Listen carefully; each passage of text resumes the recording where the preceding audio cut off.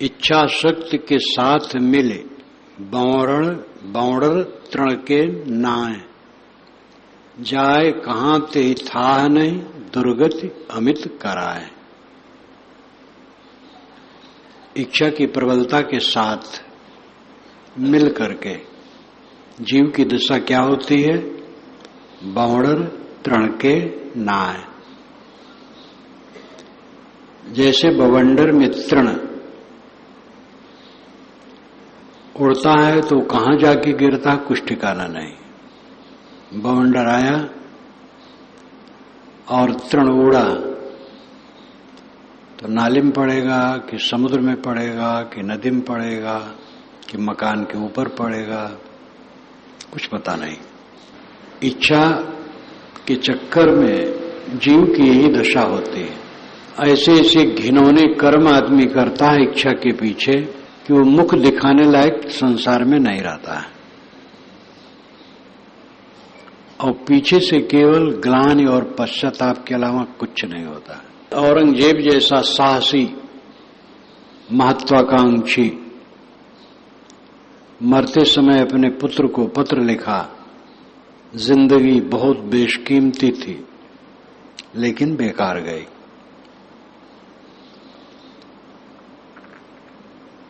बड़े बड़े अहंकारी अंत में रोना है उन्हें और कुछ नहीं।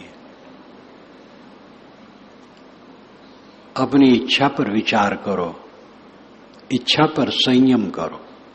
जीवन में इच्छा चाहिए। सत्संग करने की इच्छा, लोग कितने दूर दूर से आते हैं।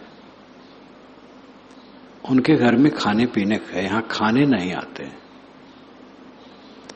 किराया भाड़ा खर्च करते हैं, अपने घर का काम छोड़ते हैं,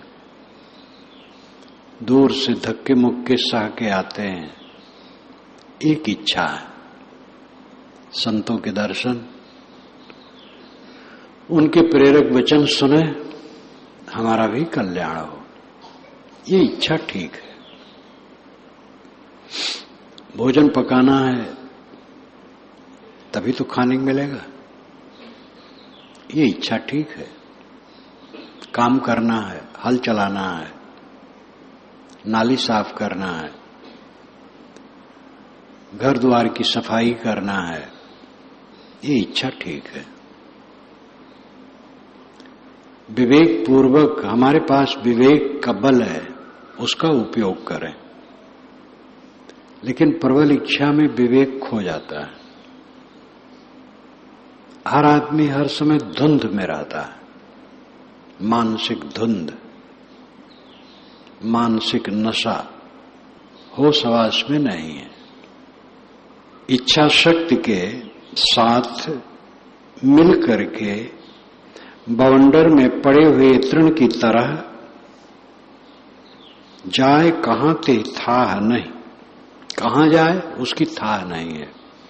दुर्गति अमित कराए, अमित दुर्गति, मित नाम थोड़ा, अमित नाम जो थोड़ा ना हो, अपार दुर्गति कराती। अहंकार में समझ में नहीं आता है, लेकिन दुख पर दुख भोगना है। इसलिए अपनी इच्छा पर संयम करो, अहंकार को छोड़ो, विनम्र होकर जीवन को देखो। अपने जीवन को जिसने देखा, अपने जीवन को संभाला, वो धन्य है। हम पूरी दुनिया को संभालने की महत्वाकांक्षा रखते हैं, लेकिन अपने को नहीं संभाल पाते हैं। जिसने अपने को संभाला वो धन्य हो गया। है जो रिया के फंद में सो उन्माद समान, जो त्यागे ये परख के परे न दुख की खान।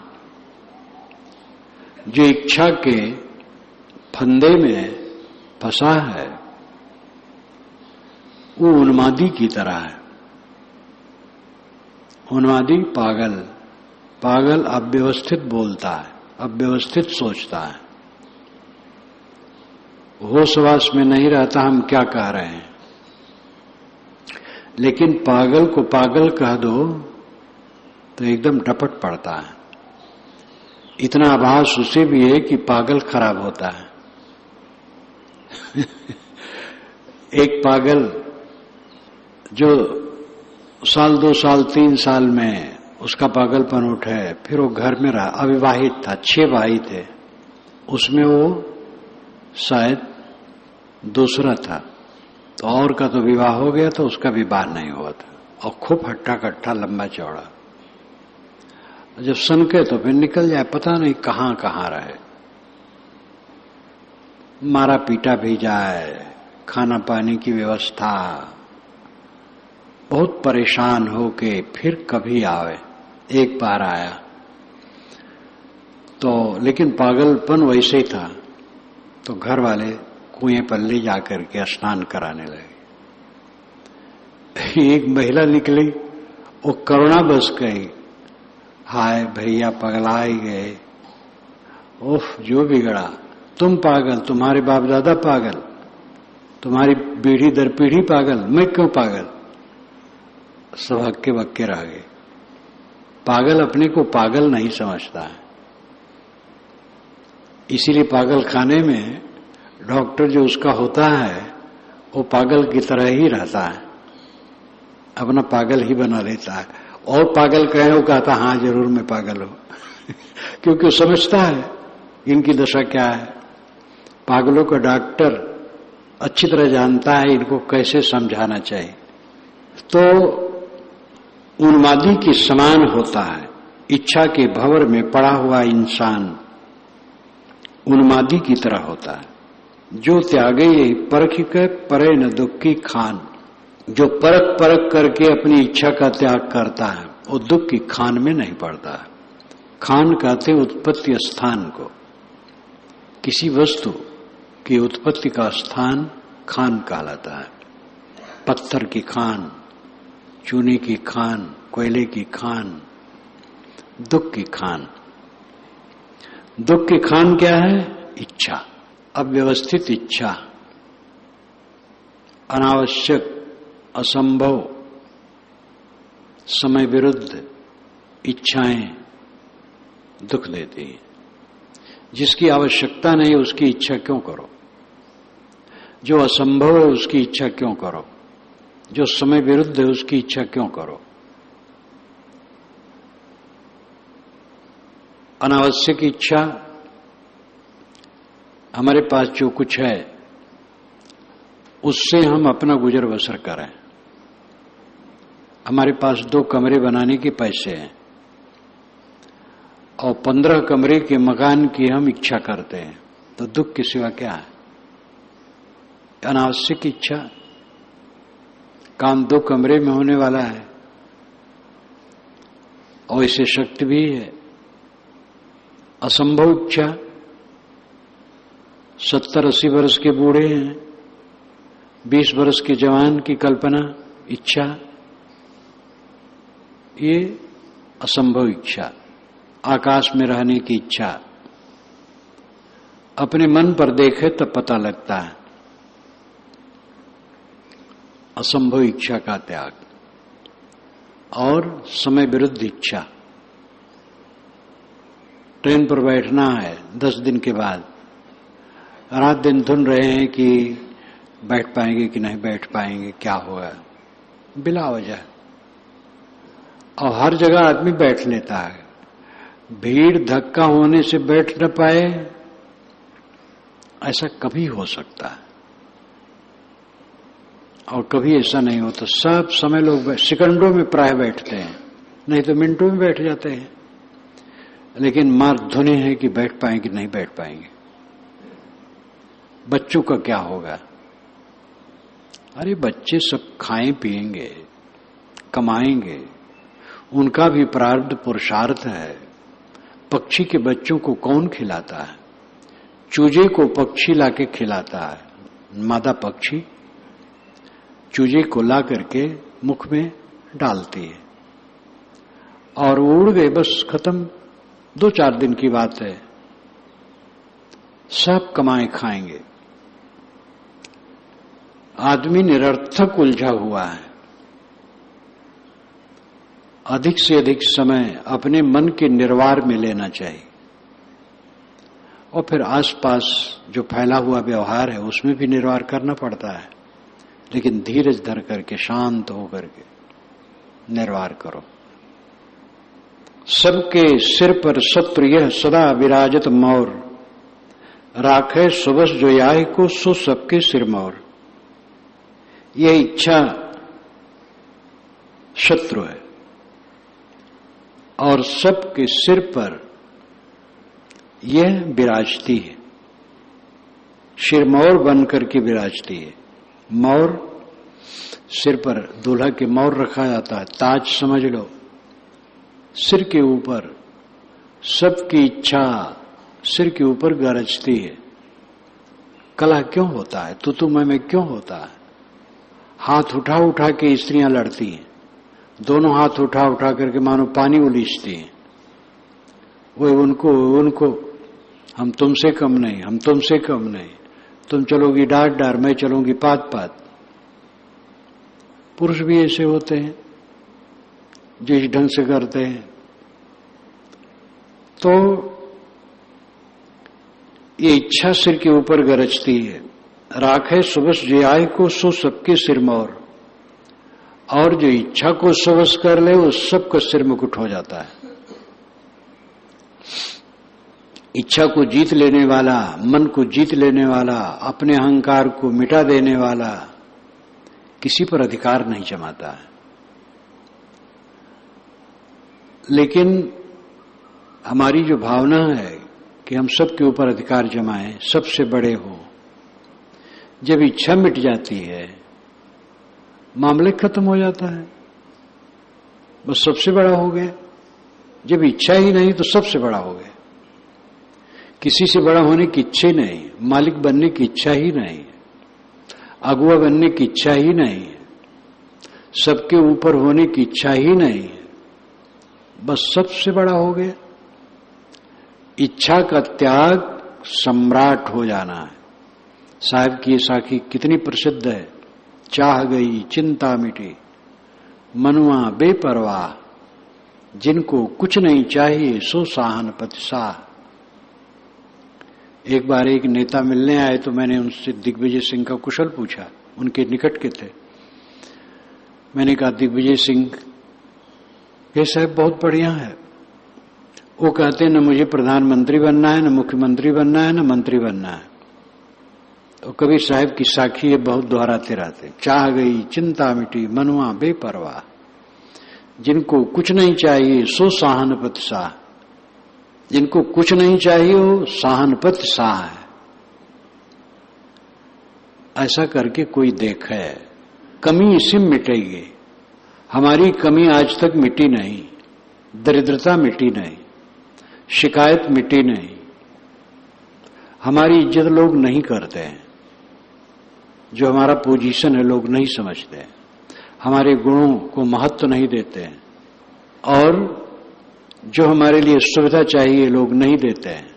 ये शिकायत हमारे अहंकार का परिणाम है, और ये कमी जीवन में कभी मिट नहीं सकती। ये तभी मिटेगी जब इच्छा ही खत्म हो जाए। कुछ नहीं चाहिए, मेरा आदर कोई न करे, मैं आदर योग्य हूं ही नहीं, मेरा कोई आदर न करे तभी अच्छा है। किसी की जिम्मेदारी नहीं है कि कोई मेरा आदर करे, मैं निरादरित होने योग्य हूं। ये दुख की धारा में पड़ा हूं, दुख मिटाऊं। आदर पा करके नरक हो सकता है, स्वर्ग नहीं। आदर मिले, सम्मान मिले, मन फूल जाए तो नरक ही है। निरादर हो, ठोकर हो, अपने लोगों से, पराये लोगों से, तो पता तो लगे कि हमारे अहंकार में कितनी भूसी भरी है। जिनका हमें अहंकार है वह हमें किस तरह देखते हैं। ये कितनी बड़ी भूसी है हम पे अपने को बड़ा बनवाने की ख्वाहिश। हम तो दुख की धारा में पड़े। जो हमारे मन की खिन्नता है, अवसाद है, पीड़ा है, असंतोष है, अभावग्रस्तता है, शिकायत है, ये दरिद्रता हमारी मिटनी चाहिए। ये पाप है, ये मवाद है। कोई हमें आदर नहीं दिया तो बहुत अच्छा किया, मैं आदर योग्य हूं ही नहीं, किसी द्वारा आदर पाने योग्य मैं नहीं हूं। जो बन सके दूसरे का आदर करो। सारी इच्छाओं की विसर्जन होने पर कैवल्य है। कल्पना करो शरीर छूट गया है, ये पड़ा है, फूल गया है, मैं शुद्ध चेतन इससे बिल्कुल ऊपर उठ गया हूं,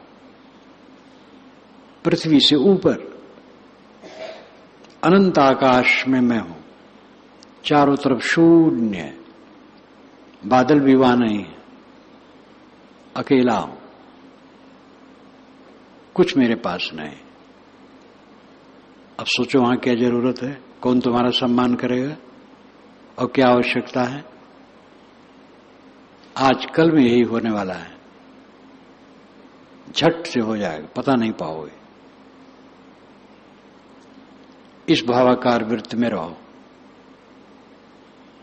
शरीर छूट गया, जल गया, सड़ गया, कीड़ों ने खा लिया, मछलियों ने खा लिया, पक्षियों ने खा लिया, इससे मतलब ही नहीं रह गया। देहातीत शुद्ध चेतन अकेला इस संसार से परे शून्य आकाश में स्थित हूं। एक कल्पना है, लेकिन यथार्थ का बोधक है।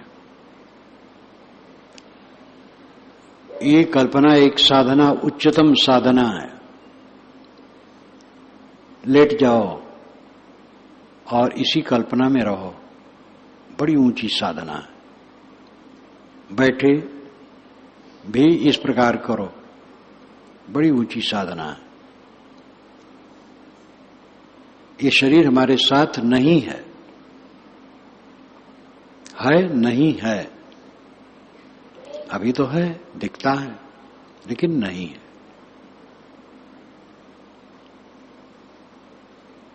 इच्छा त्याग करके जियो, सुखी रहो। 100 लोग इच्छा त्यागी हों, कोई विवाद नहीं होगा। 2 लोग इच्छा वाले हों, बिना कलह किए रह नहीं सकते। कलह इच्छा में है और शांति अनिच्छा में है। राखे सुबस जाय को सो सबके सिर मोर, करो काज यह एक तुम और काज सब डारी। करो काज यह एक तुम और अकाज सब डारी। बाकी रहा न करना, अब देखो हृदय विचारी। हृदय में विचार करके देखो, तुम एक काम करो और सब काम छोड़ दो। तो सब काम छोड़ देने का मतलब ये नहीं है कि व्यवहार का काम न करो। व्यवहार का काम तो जीवन भर करना है। मर्यादा से, विवेक से अपनी साधना करो, व्यवहार का काम भी करो। और काज सब डारी, और काज का मतलब दूसरे पर अधिकार जमाने का,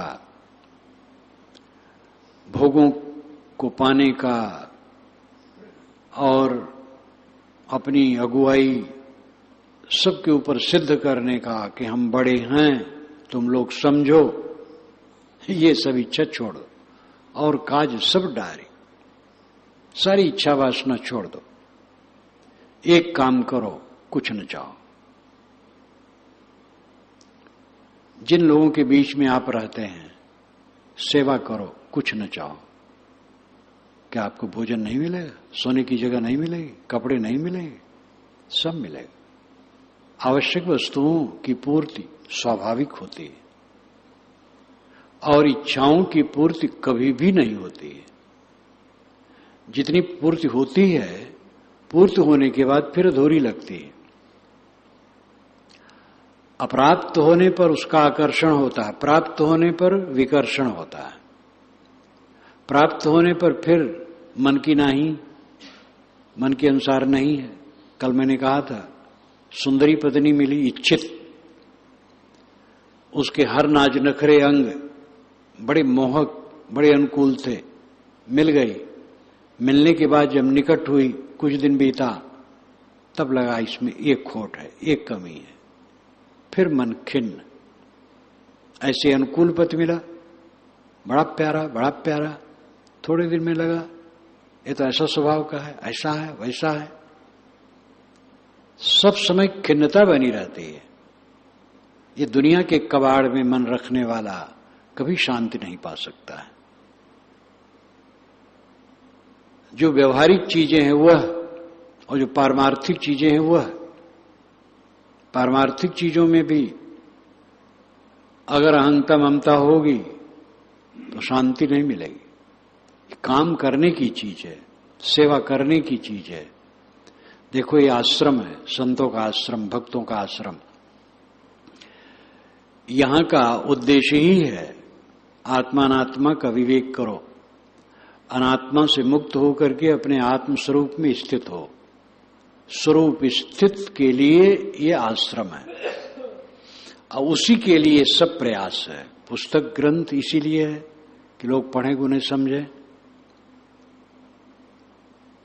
इसलिए ये सब कल्याण के लिए है। लेकिन इन्हीं में सब मोह हो तो ये गले की फांसी है। इसी में अहंता ममता हो तो सारा संकट है। इसलिए शुभाशुभ जितना है सबके प्रति वितृष्णा, सेवा करो, सबके प्रति वितृष्णा होनी चाहिए, अनासक्ति होनी चाहिए। करो काज यह एक तुम और अकाज सब डारी, और काज सब डारी, और काज सब फेंक दो। दूसरे को सबस करने की इच्छा, दूसरे पर कब्जा करने की इच्छा, चौधराना गांठने की इच्छा, अनेक भोगों की इच्छा, ये सब छोड़ दो। बस एक काम करो, हरदम इच्छा रहित, हरदम इच्छा रहित। बाकी रहा न करना अब। और अगर इच्छा रहित हो गए तो कुछ काम करना बाकी नहीं रह गया।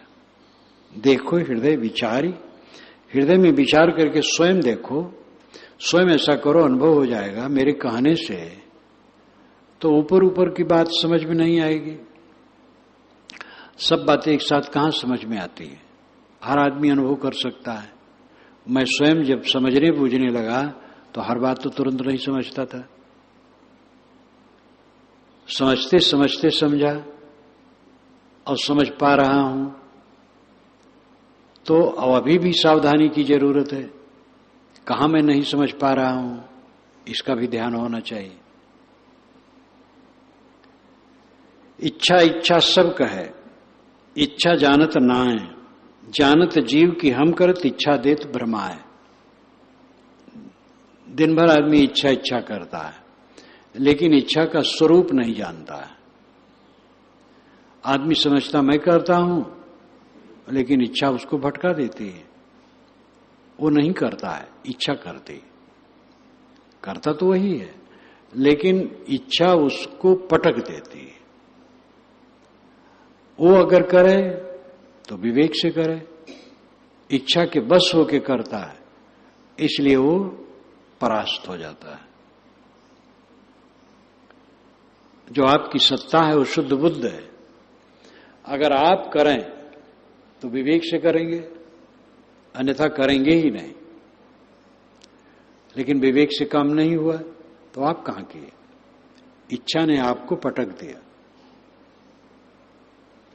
वासना ने पटक दिया, अहंकार ने पटक दिया, मनोविकार ने उलझा दिया। और रोना है फिर, और कुछ नहीं। कर्मों का फल भोग इतना जटिल है। जो सोचो, जो बोलो, जो करो, वही सामने खड़ा रहेगा। इसलिए सबको सावधान होना चाहिए, बड़ी सावधानी से जीवन बिताना चाहिए। शाम को सोते समय, सोने के पूर्व कोई विशेष व्यवहार की उलझन की बात नहीं करनी चाहिए। जहां उलझन वाली बात हो, सोने के पहले कभी नहीं करना चाहिए। उसके लिए बहुत पहले कर लो। सोने के पहले ज्ञान वैराग भक्ति की बात करो, ध्यान करके सो। नहीं तो सोने के पहले वही खड़ा रहेगा। और ये सदैव ध्यान रखो, अपने मन को देखो, सामने क्या खड़ा है। राग द्वेष खड़ा है, अहंकार खड़ा है, जी जल रहा है, घमंड खड़ा है, क्या खड़ा है? जो सामने खड़ा है मन के, उसको देखो। जो अपने मन को हरदम देखता वो धन्य है।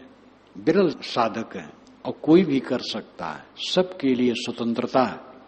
इच्छा जहर स्वरूप है चाखत माते जीव, मृतक होए निज बोध से न्यारा रहे सुशिव।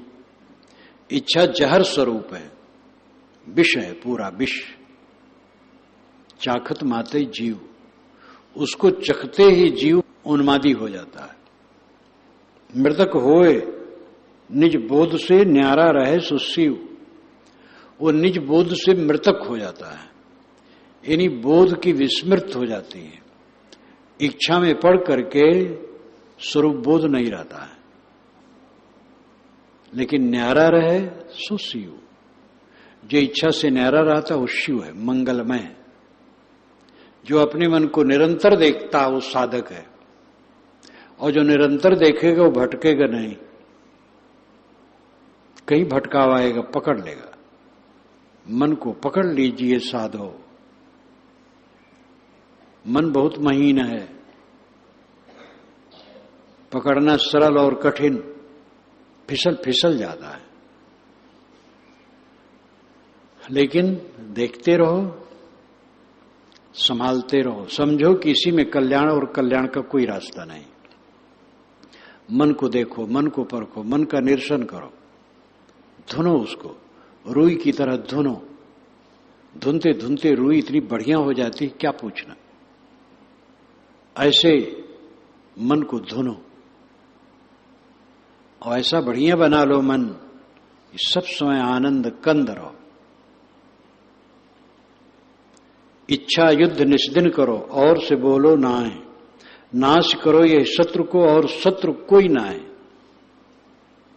रात दिन इच्छा से युद्ध करो और से न बोलो।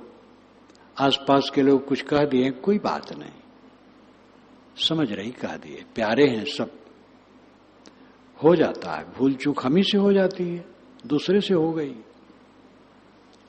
खाने पीने की चीज हमें नहीं मिली, कोई भूल गया, साथी लोग भूल जाते हैं, ला करके धरे, खाते समय भूल गए, नहीं दिए। सब पीछे कहते हैं भूल गया, धरे थे आपके लिए। तो ये हो जाता है। और से बोलो ना है, नाश करो ये शत्रु को और शत्रु कोई ना है। इच्छा रूपी शत्रु का नाश करो और दूसरा कोई शत्रु नहीं है। दुनिया में कोई शत्रु है ही नहीं, सब मित्र हैं, सब अच्छे हैं। सबसे हाथ जोड़ लो, अपना काम करो।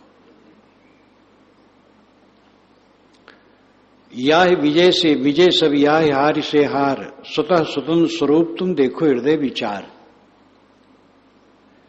इच्छा पर विजय हो गई, बस विश्व विजयी, और इच्छा से हार गए, बस हार हो गई, पतन हो गया। स्वतः स्वतंत्र स्वरूप तुम देखो हृदय विचार। तुम्हारा स्वरूप स्वतः स्वतंत्र है, स्वतः है, परतः नहीं है, अपने आप है, स्वयंभू और स्वतंत्र है। जो स्वतः होता है वो स्वतंत्र होता है। हृदय में विचार करके देखो आपका कितना ऊंचा पोजीशन है। निर्मल, आकृत विहीन, शून्य संसार, प्रपंच शून्य, जहां दुनिया है ही नहीं। आपका ऐश्वर्य अनंत है। वो अनंत ऐश्वर्य क्या है? कैवल्य, केवलपना, अकेलापन, यही आपका ऐश्वर्य है। संबंध में ऐश्वर्य मानोगे फिर तब नरक है। ये धन है, ये तन है, ये अवस्था है, ये हमारे अनुगामी है, ये हमारे परिवार के लोग हैं, ये जमीन है, ये मकान है, ये इतने रुपए हैं, इतनी हमारी प्रसिद्धि है। ये सोचोगे बस नरक में पड़े। ये देह वाली बात हुई। और बोधवान देह भाव में नहीं रहता है, और देह भाव में आया तो कहां शांति मिलेगी? मेरा ऐश्वर्य, मेरा तख्त, मेरा अविचल पद, संकल्प शून्य, प्रपंच शून्य, नित्य शुद्ध बुद्ध है, अकेला है, अद्वैत है। पारक सिद्धांत की अंतिम स्थिति अद्वैत है। वेदांती लोग अद्वैत को गड़बड़ा देते हैं, जड़ चेतन एक में मिला देते हैं और कहते एक ही आत्मा सर्वत्र व्याप्त है और जगत उसी की लहर है। सारा गुण गोबर कर देते हैं। तथ्य यह है कि आत्मा शुद्ध बुद्ध है, प्रकृति से सर्वथा भिन्न है। अब आत्मा अलग अलग है। मेरा आत्मा, मेरा अस्तित्व दूसरी आत्माओं से अलग है और जड़ पदार्थों से भी अलग है। मैं अकेला, निर्मल, शांत, शुद्ध बुद्ध हूं। ये अद्वैत, अद्वितीय, द्वैत विहीन, अकेला, केवल है। ये मेरा ऐश्वर्य है। इस ऐश्वर्य की याद करो। मोक्ष चाहो, शांति चाहो, कल्याण चाहो, दुखहीन होकर के जीना चाहो तो अपने कैवल्य स्वरूप की याद करो। आप को भूल के अचल विषय सुख मानी, चंचलता उल्टे बढ़ी तड़फड़ात गई पानी। आप को भूल के, स्वयं को भूल करके अचल विषय सुख मानी, विषयों में अचल सुख माना। अचल स्वयं है तो विषयों जो चल हैं, जो मिलते हैं और छूट जाते हैं, उनमें सुख माना। तो चंचलता उल्टे बढ़ी, उसी के पीछे चंचलता बढ़ गई। तड़फड़ात गई पानी, गई पानी हाथ पकड़कर तड़फड़ाता है। दुनिया की ख्वाहिश करके जलता है। दुनिया अधूरी है, दुनिया दुख से भरी है। भगवान वाले भी कहते भगवान ने दुनिया अधूरी बनाई है। उसी ने काल निरंजन को भी भेज दिया है, शैतान को भी भेज दिया है। सब तो भगवान का निर्माण है। भगवान ने ऐसी खुराफात क्यों की? इसका उत्तर विचारों को नहीं है। पारखी संत भगवान को दोष नहीं देते। भगवान निर्मल है। वो जगत नहीं बनाता है, वो शैतान नहीं बनाता है, वो पाप नहीं बनाता है। भगवान तो मुक्त आत्मा है, निर्मल आत्मा भगवान है,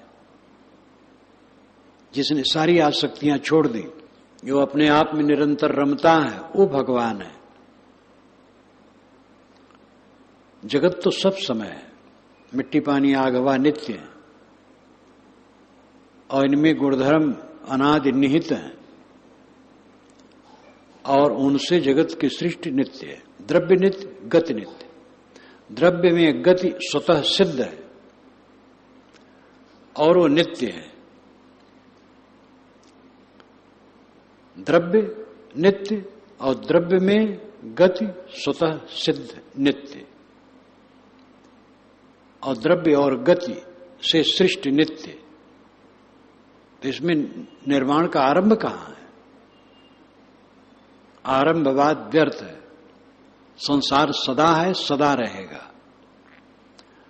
संसार को अपनी छटंकी से तौलने के चक्कर में पड़ करके लोग कहते सृष्टि यहां से बनी, वहां से बनी, अमुक ने बनाया, अमुक ने बनाया। सब लाल बुझक्कड़ी लीला। इसको समझने के लिए जगन मीमांसा में सहायता मिलेगी जो पढ़ें। संसार नित्य है, उसमें हम अपना दिमाग न खपाएं कहां से बना, किसने बनाया। इसमें रह करके जो हमें काम करना चाहिए वो काम करें। वो काम है विनम्र होके जियो, सबसे सिर झुका करके जीवन व्यतीत करो। बोधवान गुरु संत का आधार लो, अपने स्वरूप को पहचानो, वासना का त्याग करो, आत्म शांति लो और बोध के बाद ऐसी रहनी से रहो कि कहीं उलझ न जाए। और उसका तरीका है सबसे सिर झुका के रहना, सबसे सिर झुका के रहना, छोटे बड़े सबसे। सब बड़े भगवान हैं। ये छोटे छोटे जो बच्चे हैं ये भी बड़े भगवान है, परमात्मा सब में गुरु बैठा है। जीव ही गुरु है। जीव को छोड़ करके कहीं गुरु होता है? आप जीव निष्कर्म निधाना, ये जीव ही गुरु है। गुरु यही बताता है शिष्य को, तो गुरु है, श्रेष्ठ है, शुद्ध बुद्ध है, निर्मल है। गुरु का मतलब श्रेष्ठ, गरिष्ठ। तो सब जीव गुरु हैं, सब जीव ब्रह्म है, सब जीव परमात्मा है। सबसे सिर झुका करके रहो। बोध के बाद असली काम यही है कि कहीं न फंसे, और फंस गया तो बोध बोध सब बेकार हो जाएगा। लकड़ी का लड्डू जैसे, लकड़ी गोल गोल बना दिया जाए, रंग दिया जाए सफेद सफेद, वो लड्डू खाने की चीज थोड़े है। बोध वैसे ही बेकार है जब तक रहनी में न आवे। जान जाने के बाद सब कुछ तो जानना ही मुश्किल है। धर्म के क्षेत्र में देखो कितना बवंडर है, कितनी भ्रांतियां हैं। यथार्थ स्वरूप का बोध ये बहुत दुर्लभ है। विवेकी पारखी संतों के मिलने से होता है, लेकिन बोध के बाद विनम्र होकर के रहने की जरूरत है। और समझ हो गई, ज्ञान हो गया और अहंकार चढ़ गया, हम महात्मा हैं, बस डूबे। जहां महात्मा बने डूबे, जहां गुरु बने कि हम गुरु हैं, बस डूबे। और बनना तो इतना होता है कि ओह, जगत गुरु और विश्व गुरु, ब्रह्मांड गुरु बन जाते हैं लोग। जितने बनोगे उतने डूबोगे। बनना छोड़ो। बनना सब निर्मित चीज है, और आप अबन है, उसमें बनना नहीं है। निर्मल निर्विकार स्वरूप भाव में जियो। विनम्र होकर के सिर झुका झुका करके रहो। अगर सिर झुकाए नहीं, ऊपर उठाए तो ठोकर लगेगी और काम छूट जाएगा, कल्याण नहीं होगा। फिर भाव में बह जाओगे। दें छुट करके भन्न दें, जैसे गोबर का कीड़ा गोली बना के ढनगना के चला, बैल का पैर पड़ा, गोली उधर गई, उधर भन्न से उड़ा, फिर गया दूसरी गोली बना रहा है। अहंकार करोगे, ये मल की गोली शरीर छूट जाएगी, फिर दूसरी गोली बनाने के लिए तैयार हो जाओगे। अब अगर सिर झुका लोगे सबसे, पूरी सत्ता से, विनय अवनत होकर के चलोगे, तो बेड़ा पार हो जाएगा। नहीं तो बेड़ा पार होने कोई चांस नहीं है। ये हमारा अहंकार हमें नरक में डुबाता रहता है। स्वामी शंकराचार्य ने भी विवेक चूड़ामणि में कहा है कि बंधन के अनेक आधार हैं, लेकिन मुख्य आधार अहंकार है। बंधन के अनेक कारण हैं, लेकिन मुख्य कारण अहंकार है। अहंकार के बस हम फंस जाते हैं। चंचलता उल्टे बढ़ी, तड़फड़ात गई पानी, आप को भूल के अचल विषय सुख मानी। चंचलता उल्टे बढ़ी, तड़फड़ात गई पानी। संबंधित वस्तुओं में अपने मन को जोड़ना महाकष्ट है, और सारी वस्तुएं संबंधित हैं। असंबद्ध तो अपना स्वरूप है, अपना अस्तित्व है। भोगों से आदमी तृप्त नहीं होता है, बल्कि इच्छाएं बढ़ती हैं। सदगुरु उसके लिए 3 साखियां कहते हैं। नासा गंध जनावती, सूंघी न कबहू अगाए। ग्रहण करत बहु देर लगी, श्रमित दुख रुकी जाए। सपरस त्वचा छिलावती, रसना उदर भराए। सबरत तुरत सिधावती, प्रबल होत अधिकाय। देखत नेत्र दुखावती, श्रोत्र समित रुकी जाय। इच्छा वही नवीन है, क्रिया करत दुख पाए। नासा गंध जनावती, सूंघ न कबहु अघाय। नासिका गंध का अनुभव कराती है। सुगंध दुर्गंध दोनों को हम नासिका से जानते हैं। सूंघ न कबहु अघाय, जिनको सुगंधी लेने की आदत है सूंघ सूंघ करके कभी अघाते नहीं। इस विषय की आसक्ति प्राय बहुत कम है, कोई विरल को है, नहीं तो इसकी कोई खास आसक्ति आदमी में नहीं देखी जाती। लेकिन जो बना लेते हैं और सुघनी की आदत, ये जो पत्ते होते हैं तंबाकू के, सुखा करके चूर्ण बना करके खूब पीस करके, तो कोई कितने लोग तो उतने में अच्छा मानते हैं, बहुत है। शीशी में भर लिए और समय समय से गादी पर रख करके वो चुटकी में भर भर करके नाक में खोंचते रहते हैं, सूंघते रहते हैं। कितने लोग उसमें और शौकीन लोग होते हैं, सुगंधित वस्तु डालते हैं। ये कोई जो रोग बनाएंगे तो उसके बिना रह नहीं पाएंगे। कितने लोग इतर के आदी हैं, कोई विरल होता है। एक सज्जन कहते थे कि सोने के पूर्व अपने वस्त्र पर इतर छिड़क न लूं तो नींद नहीं आती। अगर कहीं इतर खत्म हो गया और लेने में भूल गया तो उस रात को नींद बहुत मुश्किल है। आदत बना ली तो गंध, नाक गंध का बोध कराती है। लेकिन जो आदत उसमें बना ले तो सूंघ सूंघ करके कभी पेट भरेगा नहीं। हम लोगों को ऐसा कुछ नहीं है, उसके लिए कोई चिंता नहीं है। ग्रहण कर तो बहुत देर लग, श्रमित दुख रुक जाए। बहुत देर तक सूंघते सूंघते थकित हो गया तब रुक जाता है, लेकिन पेट नहीं भरता, मन नहीं भरता है। सपरस त्वचा छिलावती, रसना उदर भराए। स्पर्श करते करते चाम छिल जाता है, लेकिन मन नहीं भरता है। अनेक रोग व्याधियों से लोग सड़ते हैं, काम भोग में पड़ करके अति कर डालते हैं तो सड़ते हैं। रसना उदर भराए, ये तो सबके सामने है। काम भोग के जो त्यागी हैं वे भी खाते पीते हैं, और जिह्वा देवी बीच में बैठी हैं, वे रस का अनुभव करती हैं, कराती हैं। और प्रकृति की तरफ से विधान अच्छा है।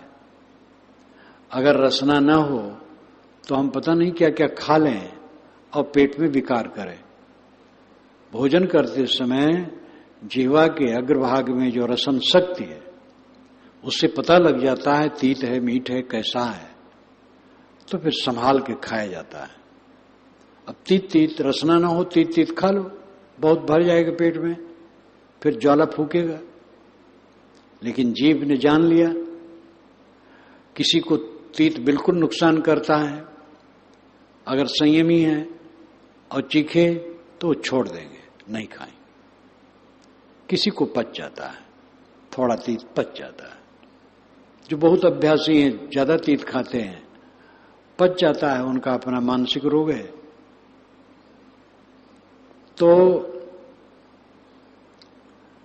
जो रसन शक्ति है, प्रकृति की तरफ से विधान उसका सुंदर है, लेकिन उसका उपयोग हम आसक्ति में करते हैं। जो अनुकूल लगा वो चीज मिली तो भरते चले गए, 4 मिनट स्वाद लिए और 10 घंटे 15 घंटे कूथ रहे, करवट बदल रहे, तमाम परेशानी विकार आ रहा है। ब्रह्मचर्य का भी नाश तो होने है जो बहुत खाएगा। खारे खीरे मीठे छरे, गोरखनाथ महाराज ने कहा अगर नमक ज्यादा खाओगे नुकसान करेगा और बहुत मीठा खाओगे वो भी नुकसान करेगा। इसलिए नमक संतुलित, मीठा संतुलित। मिर्चा की तो कोई जरूरत ही नहीं है, ये तो आदत बना बना करके सब बढ़ा लिए हैं। और कुछ लोगों को मिर्चा तो एकदम बहुत हानिकर है, इसीलिए मैंने 86 में प्रतिबंधित कर दिया था। 86 के पहले शहद चलता था, तो हाथ ही ये जब मिर्चा छोड़ते थे तो कभी ज्यादा हो जाता था, तो मैं सब्जी चीख के छोड़ देता था, थोड़ा रहता तो खा लेता था। और जहां मेरा प्राइवेट कहीं निवास होता था तो वहां मिर्चा नहीं पड़ता, जैसे काशीवास मेरा होता था, सन 57 से ही होने लगा है, तो वहां पर 2-3 लोगों को लेकर रहता था, वहां नहीं पड़ता था। समाज में पड़ता था, थोड़ा पड़ता था, हाथ से कहीं बढ़ गया तो उस दिन नहीं खाता था। 86 में, उसके पहले हमारे पास कुछ ऐसे लोग आए जिनको मिर्चा अत्यंत अहितकर था, इसलिए मैंने प्रतिबंध लगा दिया कि मिर्चा बिल्कुल नहीं पड़ना है। अब नहीं पड़ता है, वो कभी कभार किसी भंडारे में थोड़ा सा कोई खोस देते हैं।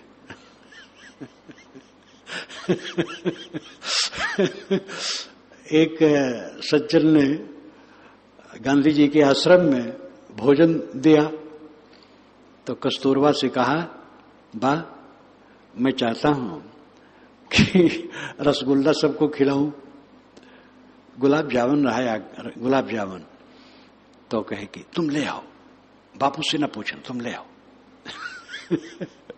तो ले आए, तो पारस शुरू हुआ, तो गांधी जी ने कहा ये आफत कहां से आई? तो सब हंसने लगे। गांधी जी तो और खड़े थे, वो तो नीम की चटनी खाते थे, नीम के पत्ते की चटनी। तो एक सज्जन उनके पास बैठे रहे भोजन में, तो 2-3 दिन देखे, तो उनका मन चला, तो कि बापूजी थोड़ा हमें भी दे दीजिए, तो उनके हाथ में थोड़ा दे दिए। जब मुंह में रखे तो ओ करते हुए भगे और कुल्ला करके आए, तब वो खा पाए। तो गांधी जी भाई तो और विचित्र थे। मैं तो ऐसी कड़ाई नहीं रखता हूं, थोड़ा नरमी रखता हूं। तो मिर्चा तो बिल्कुल निरर्थक है और उससे बचना चाहिए। जिह्वा स्वाद में पड़ करके पेट खराब करते हैं लोग, मन खराब करते हैं। ज्यादा भोजन ब्रह्मचर्य नाशक है, स्वास्थ्य नाशक, दोनों नाशक है। कब्जी का कारण अधिक भोजन है।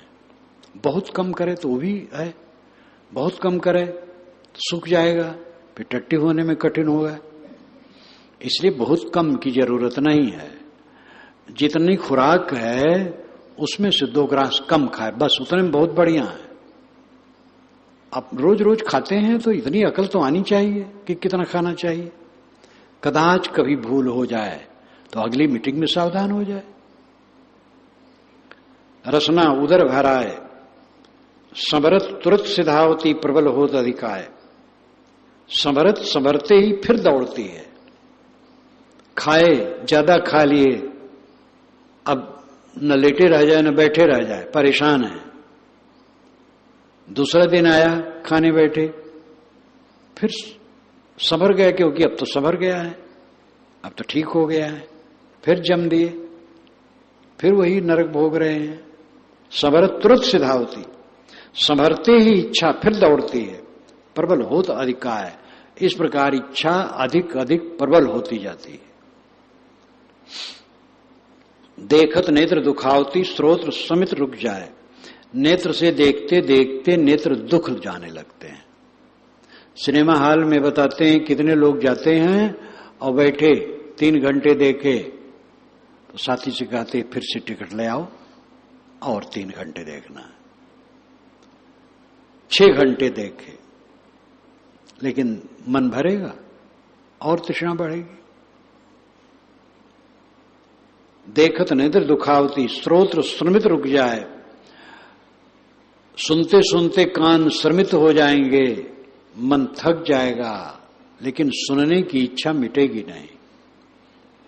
तमाम चटपटी बातें, अपनी मान बढ़ाई की बातें, कौन सी बात हमें अच्छी लगती है? हमारी कोई बड़ाई करे वो अच्छी लगती है, और राग रंग की बात अच्छी लगती है। मन अगर भूला है तो भूला है तो फिर अपनी बड़ाई भी अच्छी लगती है। तो ये भूला मन, सुनते सुनते थक जाते हैं कान, लेकिन मन नहीं थकता। इच्छा वही नमीन है, क्रिया कर तो दुख पाए। वही इच्छा नई नई बनती रहती है, क्रिया करत दुख पाए। दुख पाता है लेकिन फिर वही क्रिया करता है। यही तो व्यामोह है। क्रिया इच्छा दुख होए, चाहत मिटावन जीव सब। सुख नाम है सोए, और सुख कछु है नहीं। क्रिया इच्छा प्रारब्धि जो, त्रिविध दुख में जाने। अरस परस त्रय काल त्यों, जीव करत भरमान। क्रिया इच्छा दुख होए, चाहत मिटावन जीव सब। क्रिया परिश्रम, भोगों के लिए मेहनत, और इच्छा ये दुख है। जब इच्छा खलबली होती है तो दुख लगता है। इच्छित वस्तु नहीं मिलती है तो दुख लगता है। उसके लिए मेहनत करना पड़ता है, उसमें भी परिश्रम है, उसमें भी कष्ट होता है। चाहत मिटावन जीव सब जीव मिटाना चाहती, इच्छा मिट जाए और हमें कुछ करना न पड़े। लेकिन भोग भोग करके इच्छा मिटाना चाहते हैं। भोग भोग करके इच्छा बढ़ेगी, मिटेगी नहीं। भोग छोड़ने से इच्छा मिटेगी। तमाकू खा खा करके तमाकू की इच्छा नहीं मिटेगी। तमाकू छोड़ करके तमाकू की इच्छा मिटेगी। किसी आदमी से मिल मिल करके तो उसका मोह नहीं मिटेगा, किंतु मिलने छुटने की इच्छा छोड़ करके मोह मिटेगा। किसी आदमी से मोह है तो मिल जाएगा तो मोह मिटेगा और मुंह बलवान हो गए। जब इच्छा ही नहीं, मोह ही नहीं, तो मिले छुटे कुछ फर्क नहीं। साथे साथ लोग रहते कोई फर्क नहीं है। सुख नाम है सोए, और सुख कुछ है नहीं। सुख नाम क्या है? कुछ करना न पड़े, कोई खलबली न हो, यही सुख है। इच्छा दुख है। इच्छा उठती है तब दुख लगता है, और उसके लिए फिर परिश्रम है। यही दोनों दुख है। इच्छा ही न उठे, उसके लिए कुछ करना ही न पड़े, बस सुख है। और सुख कुछ है नहीं, और कोई सुख कोई वस्तु नहीं है। एक आदमी को खुजली हो गई, जलन, ऐसी ऐसी खुजली में देखा हूं, देह भर में खुजली, और आदमी लेटे नंगे बदन, तो जिधर वो पलटा खाए उधर उसका कुछ चूरन गिरता रहे। बहुत दिनों के बाद ठीक हुआ। तो खुजली हो गई, देह भर में जलन, रहा नहीं जाता है। डॉक्टर ने दवाई दी, रोग अच्छा हो गया। कहा डॉक्टर साहब मैं बहुत सुखी हो गया, एकदम खुजली खत्म हो गई। डॉक्टर ने कहा मैं एक इंजेक्शन लगा दूं खुजली उत्पन्न करने की, अब आपके शरीर में फिर वैसी खुजली हो जाएगी, और फिर दवाई करूंगा तो फिर आपको आनंद मिलेगा। वो कहेगा नहीं भैया ऐसा मत करो। वो नहीं चाहेगा कि फिर ऐसा हो। लेकिन भोग में यही हो रहा है। इच्छा होती है तब भोग करते हैं, तो भोग करते तो इच्छा प्रबल होती है। बस इच्छा भोग, भोग इच्छा, इसी घन चक्र में आदमी नाचता रहता है रात दिन। क्रिया इच्छा प्रारब्धि जो, त्रिविधि दुख में जान। अरस परस त्रय काल त्यों, जीव करत भरमान। इच्छा, क्रिया, प्रारब्ध। इच्छा वासना का जगना, क्रिया उसके लिए कर्म करना, फिर इच्छा और क्रिया के बल से प्रारब्ध का निर्माण होना। त्रिविध दुख में जान। इन तीनों प्रकार की स्थितियों को दुख में समझो। विषयों की इच्छा करते हो तो उसके लिए कर्म करते हो, शुभ और अशुभ। उन कर्मों से प्रारब्ध शरीर बनता है और दुख की धारा में पड़ते हो। इच्छा क्रिया से अर्थ समझ लो कर्म। इच्छा कर्म और प्रारब्ध। इच्छा से कर्म होते हैं शुभाशुभ रागात्मक, और कर्म से प्रारब्ध शरीर बनता है। और ये दुख की धारा में जीव निरंतर नाचता है। जैसे एक प्रबल नदी में कोई पड़ा हो, नीचे जाए ऊपर जाए, नीचे जाए ऊपर जाए, उत्ताल तरंगों में बहता चला जाए, कोई आधार पकड़ने का न हो। हम लोगों की दशा यही है। हम सब देहधारी इस संसार के भवसागर में बहते चले जा रहे हैं। क्रिया, इच्छा, प्रारब्ध, दुनिया की इच्छा, भोगों की दुनियादारी इच्छा, और उसके लिए पाप पुण्य कर्म और उससे निर्मित प्रारब्ध शरीर, ये त्रिविध धारा में, दुखमय धारा में हम बहे जा रहे हैं। अरस परस त्रय कालते हो जीव करत भरमान। तीनों काल में इसी के अर्श परश में, संबंध में, घनिष्ठता में जीव भटकता रहता है। इसलिए अपने स्वरूप को समझो। आपका स्वरूप निर्मल, अद्वितीय, निराला, देहातीत, प्रकृति रहित, शुद्ध बुद्ध है, प्रपंच शून्य है। भोगों की इच्छा छोड़ो, सादापन से गुजर करो, सबसे नम्र रहो, सिर झुका के रहो, सबके पांव तले की दूब बन जाओ। अगर मोक्ष चाहो तो सबसे नीचे और पीछे हो जाओ, फिर निश्चित ही मंगलमय है।